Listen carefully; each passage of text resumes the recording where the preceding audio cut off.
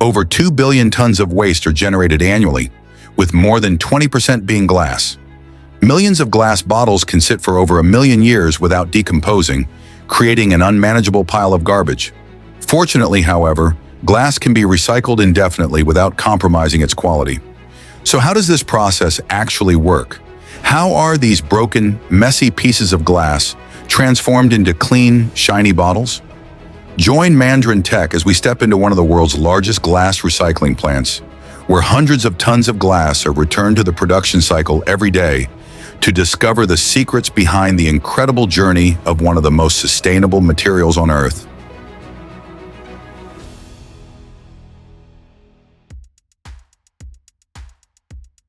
To recycle glass, the first requirement is a steady supply of used bottles. In daily life, empty beer or soda bottles are often tossed together with regular household trash, which makes sorting for recycling costly and complicated. But in many European countries, a system has been designed to handle this problem right at the source. Glass bottle return machines are installed across city streets. Consumers simply place an empty bottle into the machine, which scans it, sorts it, and gives back a small refund, usually around 10 to 20 cents per bottle. That means a freshly finished beer bottle, instead of ending up as waste, instantly turns into a valuable asset with cash value. This approach motivates people to collect bottles on their own, while also providing factories with a stream of glass that's already pre-sorted, clean, and far more consistent. Europe seems to have it all figured out. But what about the US? Do we have systems this advanced here too? Drop a comment and let me know what you think. When the reverse vending machines are full, collection companies send out specialized trucks to pick up the bottles. Large plastic bins, each holding thousands of empty glass bottles, are loaded onto the trucks with forklifts. A single full-size truck can carry between 20,000 and 30,000 bottles in one trip, equal to about 10-12 tons of material.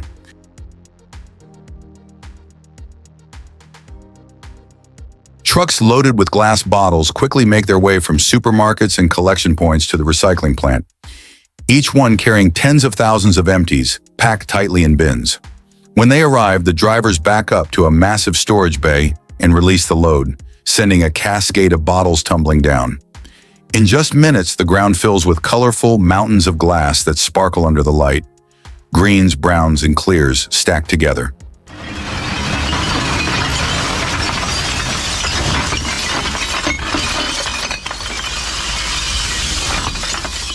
These piles aren't just waste, they're the starting point of the entire recycling chain, a steady supply of raw material waiting to be cleaned and crushed. To kick off the recycling process, massive loaders drive up to the towering piles of waste glass. They scoop up huge loads with their buckets and carry them across the yard. With a thunderous crash, the glass is finally dumped into the plant's feed hopper, sending a cascade of shards down the steel chute. Instantly, the steel conveyor starts moving, carrying the stream of glass mixed with dirt and sand deep into the facility. The first stop is the vibrating screen, where powerful shakes separate out dust, grit, and tiny particles. After this stage, the glass is much cleaner, but larger contaminants that machines can't easily detect still remain.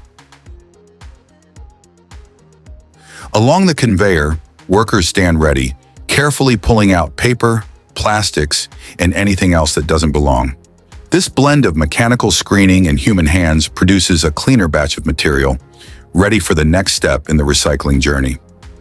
Do you know what's still hiding in that pile of broken glass? The bottle caps. Luckily, most of them are made of metal, which means they can be pulled out easily with a high-powered magnetic separator. The principle is simple. The strong magnetic field grabs the bits of steel while the glass keeps moving down the conveyor. Thanks to this step, the glass is now about 80% clean and one step closer to its journey of rebirth. Once most of the contaminants have been removed, the glass moves on to the next crucial step, being ground into cullet. The larger pieces are fed into a hammer mill, a massive machine with high-speed rotating hammers that smash the glass over and over until only tiny fragments remain. Any pieces that are still too big are automatically detected and sent back through the mill until they reach the right size. This makes sure the entire glass stream is uniform, with no stragglers slipping through. The process creates cullet, fine, sparkling glass particles that look almost like man-made sand. Because it's broken down so small, cullet melts much faster in the furnace, saving up to 40% of the energy compared to using raw materials like sand or limestone. After that, the cullet is carried to a powerful suction system where it's blasted with a strong stream of air.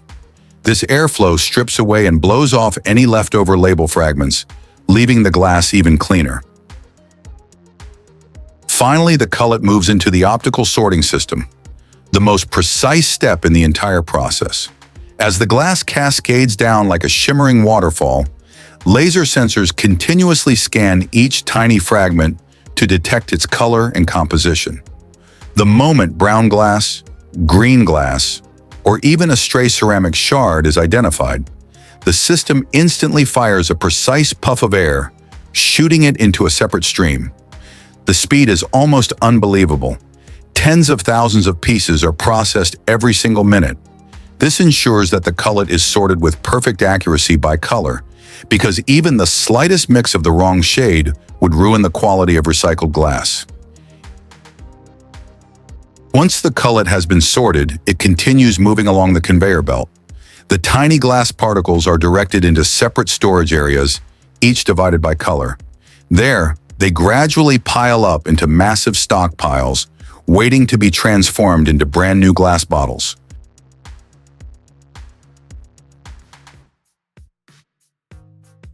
After being sorted and ground down, cullet can't go straight into the furnace on its own. It needs to be blended with raw ingredients first. The mix starts with pure silica sand, the key element that gives glass its clarity. Then comes soda ash or sodium carbonate, which lowers the melting temperature and saves energy across the entire process. Limestone is added as well, strengthening the glass and making it more stable once formed. In some formulas, manufacturers also include dolomite, alumina, or metal oxides to adjust color and properties. The most important part, though, is still the cullet, which can make up anywhere from 20 to 70% of the batch, allowing the melt to flow faster and cutting energy use by up to 40% compared to brand new raw materials. In fact, adding just 10% more cullet can reduce energy consumption by about 3% and significantly cut CO2 emissions. With the predetermined formulas from the factories, the mixture is mixed evenly and ready for the melting process.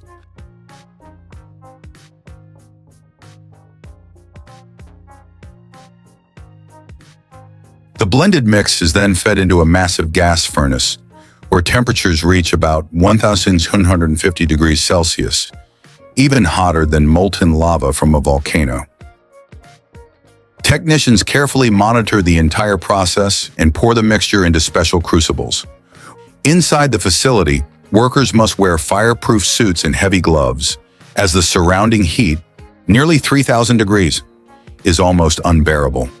Once the ingredients stabilize, the mouth of each crucible is sealed to maintain the extreme heat and control the melting process. After 24 hours, the mixture is no longer sand. It begins to flow thick like lava. The brilliant glow at the bottom of the furnace is liquid glass, a dense, shining mass that has reached the perfect temperature and viscosity. For the next 5 hours, the glass remains in its molten state, allowing any remaining gases to escape and ensuring the highest purity in the final material. Molten glass flows into a spinner, rotating at extremely high speed, shooting out through thousands of tiny holes to form ultrafine fibers. A stream of hot air blows downward to stretch the fibers, while compressed air helps control their length and assist with cooling. The first spray ring uses only water to lower the temperature, while the next ring coats the fibers with EOS biobinder, an exclusive formula that's colorless and free of formaldehyde. The glass fibers are collected in the forming chamber and spread evenly onto a conveyor belt, creating a continuous rock wool mat. A cross-distribution system moves back and forth to ensure uniform density across the entire surface. Freshly spun fiberglass is naturally off-white, light and fluffy on the conveyor. A liquid binder is then sprayed on, which looks clear at first so the mat stays white. But after passing through the hot curing oven, the binder hardens and turns yellow, orange, or pink depending on the formula. The fiberglass wool is first compressed under heavy rollers, turning the soft, fluffy mat into a firm block with consistent thickness and density. This step locks the fibers together, making the material easier to handle in the next stages. Next, the compact block moves into the cutting line, where sharp blades slice it into panels of precise dimensions. Sensors and guides ensure every sheet has uniform size, ready to meet building standards. Finally, the panels are wrapped in protective film and tightly sealed to guard against moisture and damage during transport. Forklifts stack the bundles onto pallets, which are then loaded onto trucks for delivery to warehouses and construction sites nationwide. In the US, Owens Corning's pink fiberglass insulation covers most of the market and has become their signature look. They even went so far as to trademark the pink color, making it legally theirs. To shape glass, a mold is required, which makes mold creation the next step in the process. Engineers use advanced CAD software to design the mold with high precision, carefully controlling every line, dimension, and thickness to meet technical standards. From this digital design, molds are manufactured from cast iron or alloy steel, capable of withstanding temperatures of up to about 1,400 degrees. These molds are then prepared to receive the molten glass and form it from the inside. Once the molds are fully completed, they are carefully installed into the double-blow production line, one of the most widely used and reliable methods for shaping hollow glass products, such as soft drink bottles, food jars, and pharmaceutical containers. The forming process begins by dropping molten glass, known as gobs, into the initial blank mold. These gobs are cut from a continuous stream of liquid glass, reaching temperatures of around 1,011 degrees Celsius, and have the perfect viscosity for smooth and consistent shaping. Inside the preliminary mold, a jet of compressed air is blown in from above, pushing the hot glass outward against the mold walls. This forms the initial shape, known as a parison, a hollow, bubble-like structure with a narrow neck. Still glowing with intense heat, the glass is gently transferred to the final mold, which sits just a few inches away on the same production line. Here, a second burst of compressed air is shot directly into the center of the parison, stretching the softened glass outward until it presses tightly against every contour and detail of the mold's inner cavity. In just a matter of seconds, the full shape of the bottle takes form. It may look quick and effortless from the outside, but behind the scenes, every valve and sensor in the system is timed with incredible accuracy, synchronized down to 1,000th of a second. This extreme level of control is what makes it possible to manufacture hundreds of thousands of bottles per day, each one nearly identical and flawless, as if they all came from a single perfect mold. Just released from the oven, the glass bottles radiate a deep red heat, their surfaces shimmering in the dark as if they were glowing metal rods. Robotic arms then move in with seamless, programmed precision, gliding effortlessly into place. Each bottle is lifted with care and set down onto the conveyor belt. The whole scene unfolds in calm silence, perfectly synchronized without a hint of haste. The conveyor belt slowly guides the newly formed bottles, their bases still glowing with heat, toward the cooling area. They travel through a long yellow tunnel where the temperature lowers little by little, giving the glass time to settle safely without breaking. This careful cooling stage takes its time. It may last several minutes and sometimes even stretch to tens of minutes before it's done. As the process moves forward, the cooled glass bottles reach the inspection stage. Here, an array of optical sensors and high-speed cameras examines each one in real time. Every detail is checked, and the moment a defect appears, whether it's a crack, bubble, scratch, or even a tiny warp, the system immediately flags it and pulls the bottle off the line. The next stage focuses on a close examination of the bottle's mouth. Each bottle is rotated with precision by an automated system, while optical sensors and mechanical probes team up to detect flaws, whether it's a chipped edge, a fine crack, or the smallest deviation in dimension. Only bottles that pass this strict check are allowed to move forward. After clearing all inspections, the glass bottles are carried to the palletizing section, where robotic systems take charge. Designed for accuracy and uniformity, these machines organize thousands of bottles with ease.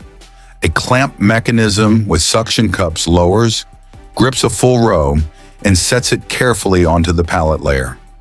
To protect against impact during handling and shipping, a sheet is placed between each layer.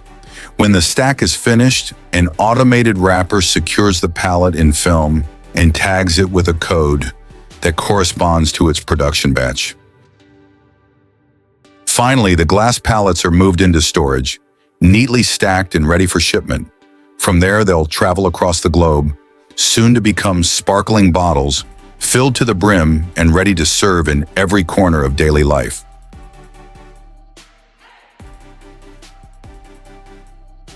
And with that, the rebirth cycle of glass comes to a close. Glass recycling is not just an environmental solution, but a clear example of how modern technology can turn waste into valuable resources. We hope this journey has helped you see glass from a new perspective, not as something to be thrown away, but as a material that always has a chance to return to the cycle. If you found this video useful, please leave a comment below, like, share, and subscribe to continue exploring with Mandarin Tech.